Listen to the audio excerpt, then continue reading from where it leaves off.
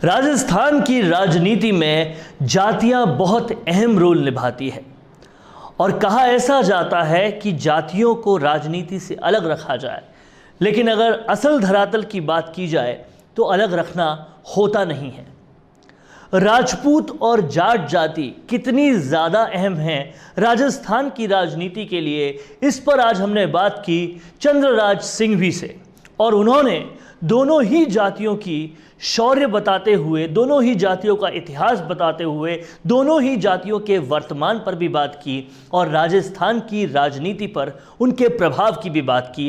इस पूरे इंटरव्यू को हम आपको आज विस्तार से बताने वाले हैं, जिससे आप समझ जाएंगे कि राजपूत और जाट जाति का कितना बड़ा प्रभाव है राजस्थान की राजनीति में। लेकिन इसके लिए आपको ये पूरा इंटरव्यू अंत तक देखना होगा। राजस्थान संवाद अगर आपने अभी तक सब्सक्राइब नहीं किया है तो इस चैनल को तुरंत सब्सक्राइब कीजिए और साथ ही बेल आइकन भी दबाइए ताकि आप तक सभी खबरों के विश्लेषण सबसे पहले पहुंचे। कहने वाले कहते हैं कि राजनीति को जाति पाति से ऊपर उठाओ, पर जब करने पर आते हैं, जब चुनाव होते हैं तो फिर जाति से कभी ऊपर नहीं उठ पाती पॉलिटिक्स, राजनीति कभी जाति से ऊपर नहीं उठ पाती। ये आज तक देखा गया है और आज हम इसी विषय पर बात करने वाले हैं कि जातीय पॉलिटिक्स राजस्थान में कितना अपना पैर पसार रही है और क्या उनका स्टेटस है। सबसे पहले आज हम बात करने वाले हैं जाट जाति पे होने वाली सभी तरह की राजनीति की। आज तक राजस्थान को कोई भी जाट सीएम नहीं मिला, लेकिन फिर भी इस जाति का दबदबा बहुत ज़बरदस्त है। इस सब मामले पर मेरे साथ बात करने के लिए हैं चंद्रराज सिंघवी जी, जो कि एक्स मिनिस्टर भी हैं और राजनीति के चाणक्य भी कहे जाते हैं। सर, अगर जाट जाति की बात करें तो राजस्थान में कितना वर्चस्व है, क्यों आज तक इस जाति से एक भी सीएम नहीं आया और जाट जाति को लेकर क्या क्या पूरे प्रदेश में हो रहा है? किसान आंदोलन से अब तक लोकतंत्र, समाजवाद की रक्षार्थ जो त्याग और सेक्रीफाइस जाटों ने किया है, उसका फल है कि 70 साल तक कांग्रेस सत्ता में बनी रही।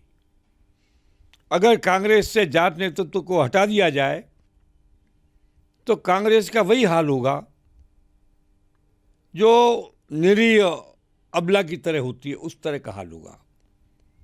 52 से शुरू करें। किसान आंदोलन में बलदेव राम मिर्जा के वक्त से उनके पुत्र रामनिवास मिर्जा, जो कि बाद में नाथूराम मिर्जा के निजी सचिव बन गए थे, तब से अब तक नाथूराम मिर्जा, बलदेव राम मिर्जा, फिर उनके समधी परशुराम मदेरणा, फिर रामनिवास जी के समधी बलराम जाखड़, इधर उत्तर वहाँ पर कुंभाराम आर्या, दौलत राम सारण, कितनी अनगिनत नाम है जो जाटों के कद्दावर नेता बने। इन्होंने कांग्रेस को जीवित रखा और जब जाटों ने आंख बदली 77 में तो कांग्रेस सत्ता से चली गई। ये पहला दमदार जिला था नागौर। इंदिरा गांधी की गाड़ी पर भी पत्थर पड़ गए। जब पूरा हिंदुस्तान हार गया, कांग्रेस कुछ बचा ही नहीं, तो एकमात्र सांसद जीते उत्तर भारत में नाथूराम मिर्जा, वो भी नागौर से थे। मैं उनका निकटतम गिना जाता हूँ, लोग जानते भी हैं।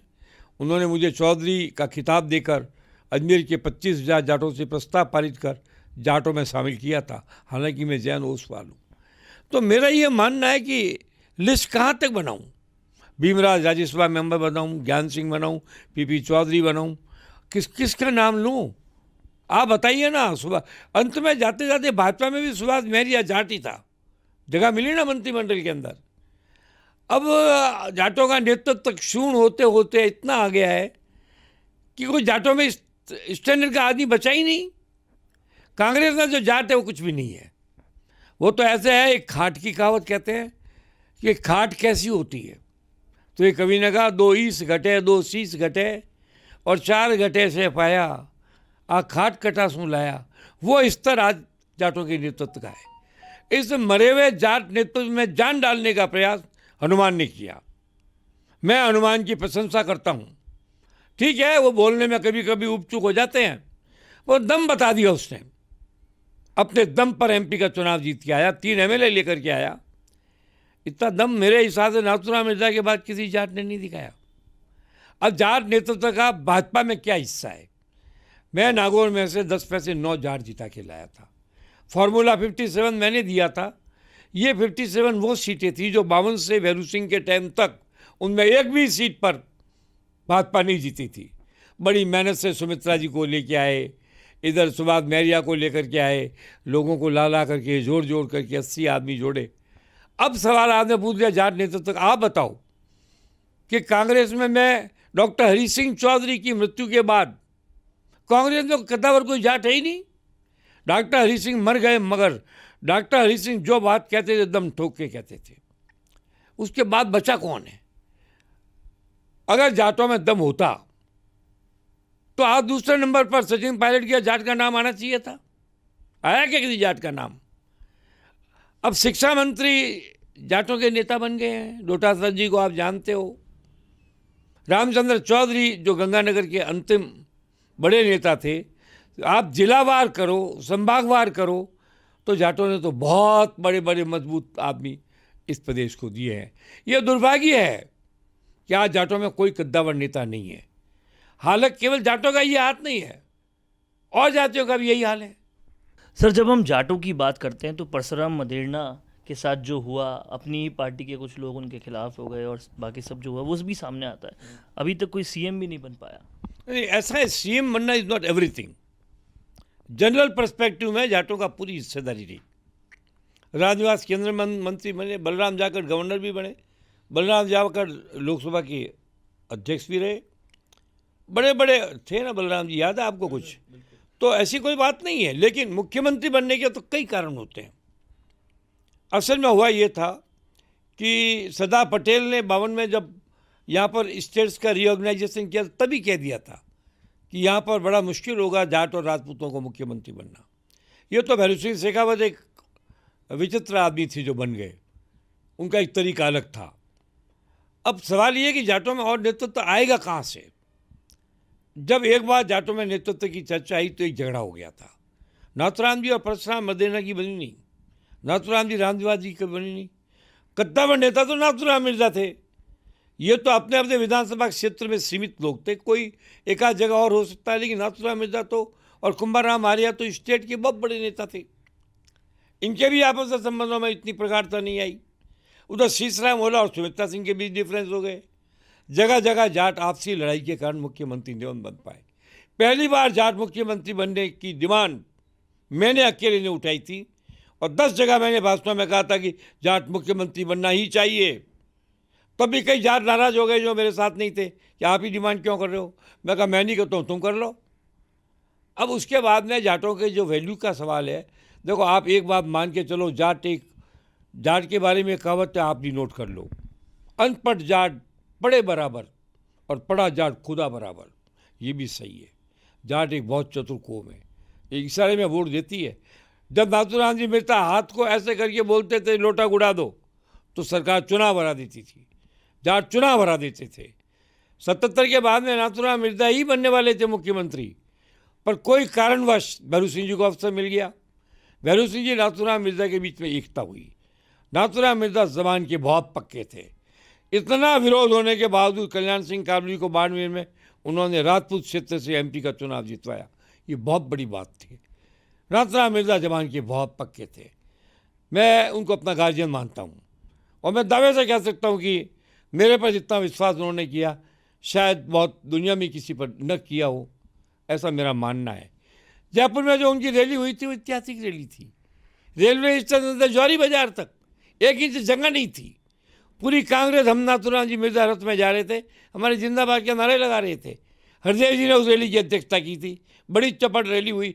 बड़ी चौपट से रामनिवास बाग, बड़ी चौपट से छोटी चौपट और बड़ी चौपट से स्टेशन तक इंच भर जगह नहीं थी। और हुआ क्या था कि नाथूराम जी मिर्जा की उस रैली को फेल करने के लिए अशोक गहलोत के नेतृत्व में एक रैली बुलाई गई थी भरतपुर में। उसके अंदर सारे लोग थे, परशुराम जी भी थे, उसमें शिवचंद्र माथुर भी थे, उस पर सारे लोगों ने मिलकर के एक रैली की, समानांतर रैली। और उसका यह था कि हम नाथूराम की रैली को फेल करेंगे। मुझे कुछ भी नहीं करना पड़ा।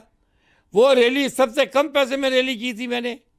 लाख 1.5 लाख में रैली हो गई, मुझे एक लाइन बोलनी पड़ी, आज नागौर के श्रेष्ठतम जाट नेता नाथूराम की प्रतिष्ठा को चुनौती दे दी गई है। 5,000 बसें बसकर नागौर जिले से नाथूराम जी की एरिया में आ गई। मैंने भाषण दिया था, ज़बरदस्त, हरदेव जी ने भी दिया था। तो मैं कहता हूँ जाटों में व्यक्तित्व की कमी नहीं रही, पर जाटों के अंदर राजनीतिक योजना बनाकर जोड़ तोड़ करके उन्हें एक मंच पर लाने वाले फेरिकॉल की जरूरत थी। वो फेरिकॉल नहीं था इनके पास।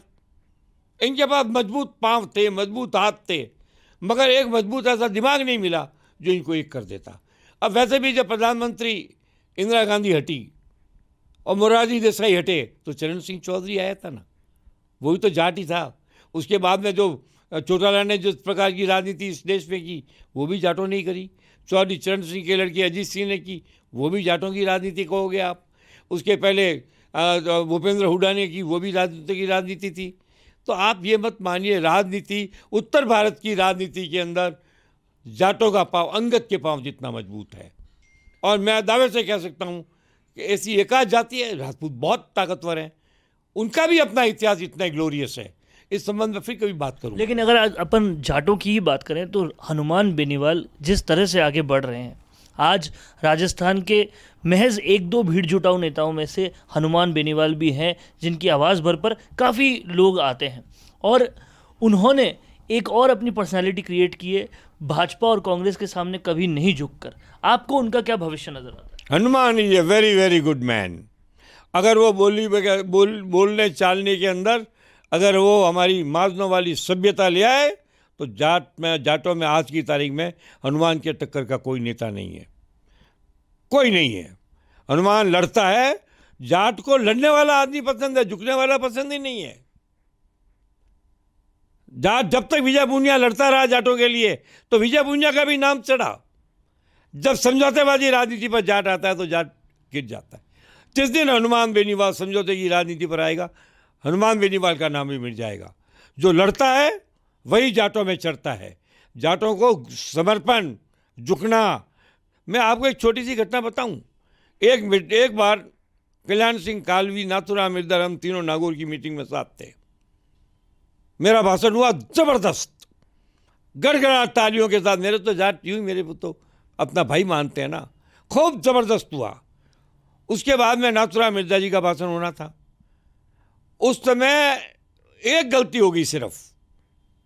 नाथूराम मिर्जा ने खाली इतना ही कहा था उस मीटिंग के अंदर कि देखो भाइयों, ये उम्मीदवार अपना है ना, तो उनका उम्मीदवार खड़ा होकर के बोला कि मैंने भैरू सिंह जी के पांव छुए।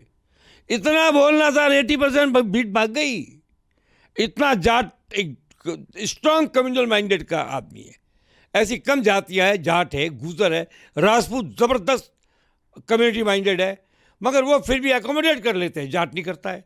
हनुमान बेनीवाल एकमात्र जाटों का अभी ऐसा नेता है। अब बोलिए क्या लेता, संतर वहाँ उस चुनाव में खड़ा कर दिया आपने कैंडिडेट को, 20,000 वोट ले गया, क्या नाम था उसका, सारडा में अभी खड़ा कर दिया इसने, वहाँ उसको खड़ा कर दिया, उसको क्या नाम, डांगी को खड़ा कर दिया। तो ये हिम्मत का ही तो काम है।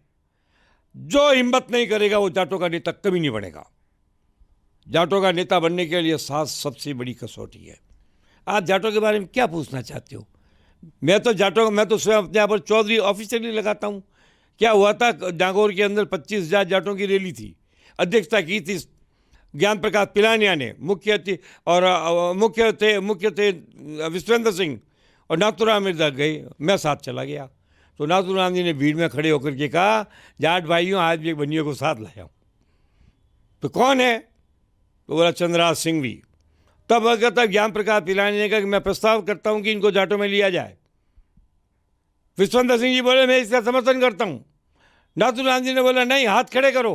25,000 ने हाथ खड़ा करके मुझे लिया। क्यों? कि नाथूराम जी का इशारा था। ऐसा इशारा करने वाले जाट नेता बचे नहीं है ही नहीं। जो है वो टटपूंजे लोग रह गए हैं। अब बीजेपी में एक जाट नेता लिया है, सतीश पूनिया। आप बताओ, नाथूराम मिर्जा, हरिदेव, नाथूराम मिर्जा, बलराम जाखड़, दौलत राम सारण, कुंभाराम आर्या, और गिरते गिरते गिरते सतीश पूनिया। आप स्वयं बताओ जाटों का नेतृत्व में कितना पराभव हुआ है। यह दुर्भाग्य की बात है। जब जाट मजबूत होता है तो किसान मजबूत होता है। जाट मजबूत होता है तो ग्रामीण मजबूत होते हैं। जाट जब मजबूत होता है तो लोकतंत्र मजबूत होता है, लाभ मजबूत होता है तो धर्मनिरपेक्षता मजबूत होती है। अब ये दुर्भाग्य है इस प्रदेश का कि जाटों में ऐसा कद्दावर नेता कोई है नहीं। मेरा तो बस चले तो मैं अपने आप को जाट डिक्लेयर कर दूं, जो मैं कर सकता हूं, और जाट मुझे एक्सेप्ट करे तो मैं बता सकता हूं कि जाटों की राजनीति क्या होती है। जिस दिन जाटों को कोई एक कर देगा उस दिन जाट और राजपूत इन दो कम्युनिटियों के ऊपर राजस्थान में कोई नहीं बचेगा। आप वसुंधरा राजे को भी जो पॉलिटिकल उनका करियर रहा है उसमें भी आपकी बड़ी भागीदारी रही है और आपकी बहुत अहम भागीदारी रही है। क्या आपको ये लगता है कि वो जब हमेशा कहती रही कि मैं जाटों की बहू हूँ, तो कहीं ना कहीं वो बहुत बहू नहीं, वो कहती थी मैं राजपूत की बेटी हूँ, जाट की पत्नी हूँ और गुर्जर की सासू हूँ। ये पहला स्पीच पूछना वसुंधरा जी को, फर्स्ट स्पीच ये दिया था, जाट सम्मेलन हुआ था यहाँ, राजा राम मील ने वो जाट सम्मेलन किया था, मुख्य वक्ता मैं था। तो क्या ये बहुत फायदा दिया उनको? बहुत बड़ा फायदा दिया, वरना हम नागौर में 10 में से 9 सीट, 2 सीट तो लाओ, कहना बड़ा आसान है। 10 में से 9 सीट नागौर में, ये जाटों का सपोर्ट था। वसुंधरा जी को जाटों ने जिस प्रकार सर पे चढ़ाया, राजपूतों ने उनको जिस पर सर पे बिठाया, अरे वही चलती रहती तो आज वसुंधरा जी का कोई सानी था ही नहीं। समझे आप? और होता है राजनीति में कई बार कई चीज़ें हो जाती है, कुछ लाभ हो जाते हैं, गलत लोग चिपक जाते हैं। अंत में मैं आपसे सतीश पूनिया के बारे में पूछना चाहूँगा, उनका क्या भविष्य मानते हैं? कैबिनेट मंत्री बन जाएंगे, पक्के बनेंगे। कोई भी मुख्यमंत्री बनेगा, अगर आमेर में सतीश पूनिया जीत गए, जिसकी संभावना 100% मैं नहीं मानता हूँ, तो पक्के कैबिनेट मंत्री बनेगा। अच्छा आदमी है, चरित्रवान आदमी है, ज़्यादा फूफा करता नहीं है, पार्टी चला रहा है, कार्यकर्ताओं में पेट है, जाता कुछ लोग आ जाते हैं। Satish Poonia is not a bad man, he is a very good man. पर अगर उन्होंने अपनी एम्बिशन को बढ़ा दी ज़्यादा तो बहुत बड़ा झटका खाएंगे, ये मैं आपसे कह सकता हूँ। राजस्थान जब बना था उसका नाम था राजपूताना। राजस्थान का मतलब राजपूतों का प्रदेश कहा जाता था इतिहास में। राजपूत राजस्थान की एक बहुत ही अहम जाति है और जब हम राजनीति को जातिवाद से हटाने की बात करते हैं तो रियलिटी में, असलियत में वो चीज़ अभी भी नहीं हो पाती। सर, राजपूत कितने अहम है राजस्थान की राजनीति में? सरदार वल्लभ भाई पटेल होते तो इसका जवाब ज़्यादा अच्छा देते। जोधपुर महाराजा हनुमंत सिंह जी ने 40 उम्मीदवार निर्दलीय खड़े किए, 40 ही जीत गए। क्या कहोगे इसको आप? गायत्री देवी ने 5 पसारा, स्वतंत्र पार्टी की आड़ में सरकार बदल दी, 1 सीट से कांग्रेस को बचना पड़ा। राजा हरिश्चंद्र सिंह कांग्रेस के अंदर सुखाड़ा के समानांतर नेता हो गए। महारानी गायत्री देवी, मान सिंह महार, गीजगढ़ मनदाता सिंह, ठाकुर मदन सिंह दाता, आयुवान सिंह, तन सिंह, कितने ज़बरदस्त आदमी राजपूतों ने इस प्रदेश को दिए। और अंत में भैरू सिंह जो 10 साल मुख्यमंत्री रह गए। राजपूत एक ज़बरदस्त कौम है। राजस्थान के इतिहास नहीं, भारत के इतिहास से अगर राजपूतों का नाम हटा दिया जाए तो पीछे केवल 10% इतिहास बचता है। माई याड़ो पूत जन जाड़ो, राणा प्रताप, अकबर सूतो ओज के जान सिराने साहब, किसने कहा था? राजपूतों ने इतिहास दिया, उदयपुर का इतिहास दिया, मेवाड़ का इतिहास दिया। अकबर के दरबार को चलाया राजा मान सिंह ने, अकबर को चुनौती दी महाराणा प्रताप ने, राणा सांगा, राणा बप्पा, कौन कौन नहीं हुए, उदय सिंह, महाराणा प्रताप, जयमल, पत्ता गोरा, बादल, पन्ना धाय, सब तो राजपूतों की देन है। इसलिए राजपूतों के बारे में कुछ भी कहना सूरज को दीपक दिखाना है। हम तो जोधपुर के सिंघवी लोग हैं, 19 पीढ़ी तक हम लोग जोधपुर महाराजा की सेना के प्रधान सेनापति रहे। हमने ही तुंगा के युद्ध में सिंधिया को, जयपुर महाराजा को मदद करके तुंगा से भगाया था। ग्रेट मरट्टम माताजी सिंधिया को हराने में फौज बख्शी राजा भीम सिंह जोधपुर और उदयपुर की सेना के प्रधान सेनापति थे। मैं उनका 11वां वंशज हूँ और मातजी सिंधिया को हराया था। सबसे महान था मातजी सिंधिया वंश का। तो राजपूतों का इतिहास होना बड़ी बात नहीं है। राजपूतों का इतिहास तो सम्राट अशोक के वक्त से, चंद्रगुप्त मौर्य के वक्त से बोलता ही नहीं मैं। मगर जो उपलब्धि जाटों ने पिछले 100 वर्ष में की है, ओ कमाल की उत्पत्ति है। जाट इसके लिए बधाई के पात्र हैं। राजपूतों को तो वसीयत मिली, राज मिला, जागीर मिली, पैसा मिली, सेना मिला, ज़मीनें मिली, भूगोल मिला, सिपाही मिले, आदर मिला, सम्मान मिला, सम्मान देने का अधिकार मिला, जागीर बांटने का अधिकार मिला। इसलिए राजपूतों की तो कोई तुलना कर ही नहीं सकता। मैं आपसे स्पष्ट बात कहता हूँ, भैरू सिंह जी आए, सारे राजपूतों ने मदद की उनकी। कल्याण सिंह कालवी जहाँ जाता था सारे राजपूत थे हथेली पर। मैं कल्याण सिंह जी की मृत्यु पर गया हूँ, मैंने उनको कंधा दिया था क्योंकि उनकी पत्नी मेरी राखी बांध बहन थी। मैं आपसे एक बात जानना चाहता हूँ, राजपूत जाति के पॉजिटिव पार्ट को अगर भारत समझने लग जाए तो कोई आज भी भारत की राजनीति में राजपूतों का वर्चस्व नहीं है। आप बताइए, राजनाथ सिंह है, कल्याण सिंह है, योगी जी है, योगी भी तो राजपूत ही है। सारे राजपूत जगह जगह बैठे हुए हैं। जाट उत्तर भारत में बैठे हुए हैं, राजपूत सारे भारत में बैठे हुए हैं। दोनों जातियां अपने अपने सम्मान की हकदार हैं। सर, अगर आज की राजपूतों की राजनीति की बात करें राजस्थान की, तो वसुंधरा राजे सिंधिया या गजेंद्र सिंह शेखावत, अगर हम बीजेपी की बात करें तो, और कांग्रेस में भी प्रताप सिंह खाचरियावास से लेकर और भी राजपूत नेता हैं। तो क्या मानते हैं आप, क्या पहले जैसा दम आज की राजनीति में भी राजपूतों का है? देखिए, व्यक्तित्व का ह्रास तो पूरी हर कौम में हो गया है। मैंने जाटों का उदाहरण नहीं दिया था। अब आप कहो भाई कि आज के ज़माने में महाराणा प्रताप ढूंढ के लाओ तो मैं कहाँ से लाऊं? आपको पन्ना धाय ढूंढ के लाओ तो मैं कहाँ से लाऊं? आप कहोगे कि कल्याण सिंह कालवी ढूंढ के लाओ तो मैं कहाँ से लाऊं? आप कहोगे कि दूसरा भैरू सिंह ढूंढ के लाओ तो मेरे बस का रोग नहीं है। जो राजपूत बच्चे उनका उत्तरदायित्व है कि वो ऐसा व्यक्तित्व बनाए। कौन रोक रहा है उनको बनाने में? बनाना तो उन्हीं को पड़ेगा। आपके हमारे कहने से तो सुझाव से कुछ होगा नहीं। मैं तो राजपूतों के खून में जो दम है, जो राजपूतों के इतिहास में दम है, उसकी चर्चा कर सकता हूँ। मैं ये जानना चाहता हूँ कि अब मैं इससे ज़्यादा क्या बताऊँ। महाराणा प्रताप से लेकर के अब तक भारत के इतिहास का सारे पन्ने उलट लो। मैं एक दिन, मेरे बड़े अच्छे मेहरबानी है उनकी, महाराणा मेवाड़ के पास मिलने चला गया। हालांकि उनके अरविंद सिंह ने उनकी सारी संपत्ति ले ली तो श्री जी महाराज मालदार हो गए, पर मैं महाराणा के कमरे में बैठा हूँ। विश्वा मेरे साथ उमा भारती थी, हम दोनों मिलने गए थे। जब मैंने आंख उठाकर उस कमरे को चारों ओर से देखा तो मुझे लगा भारत का आधा इतिहास यही है। राणा सांगा से चालू, राणा सांगा से लेके पन्ना दाय से लेके शक्ति सिंह नीले घोड़े के असवार से लेके महाराणा प्रताप से लेकर के कौन नहीं था, भारत का इतिहास ही वहाँ था। इसलिए मैं राजपूतों का बहुत सम्मान करता हूँ। दूसरा, हमारा खानदान ही राजपूतों के साथ में जुड़ा हुआ रहा है। सारे सिंघवी प्रधान सेनापति थे, वॉरियर्स थे, हम लोग तगड़े वॉरियर्स थे।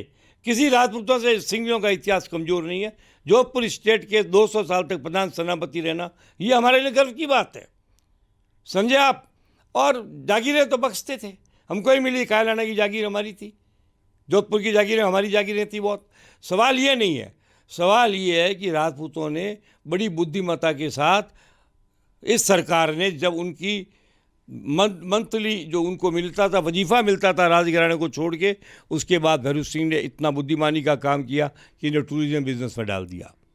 आज हिंदुस्तान का नहीं, राजस्थान का 90% टूरिज्म ट्रेड राजपूतों के हाथ में है। खेती में भी चले गए, कुछ व्यापार में चले गए, कुछ कॉन्ट्रैक्ट में चले गए। राजपूत कम्युनिटी भी उतनी ही सशक्त होनी चाहिए जितनी अन्य कम्युनिटीज़ हैं। और मैं उनका पक्का विश्वास है कि अब राजपूतों के अंदर भी इतनी बड़ी भावना अच्छी हो गई है कि वो जातिवाद से ऊपर उठ चुके हैं। ज़्यादा जाट जातिवाद से ऊपर उठ चुका है, ये भी उठ चुके हैं। अपनी अपनी जाति को सबल और सशक्त करना ये जातिवाद नहीं है। किसी जाति के प्रति नफरत की भावना रखना ये जातिवाद है। इनसे ये बड़ी बड़ी जातियाँ ऊपर उठती है तो राजस्थान का भला है, राजस्थान का कल्याण है।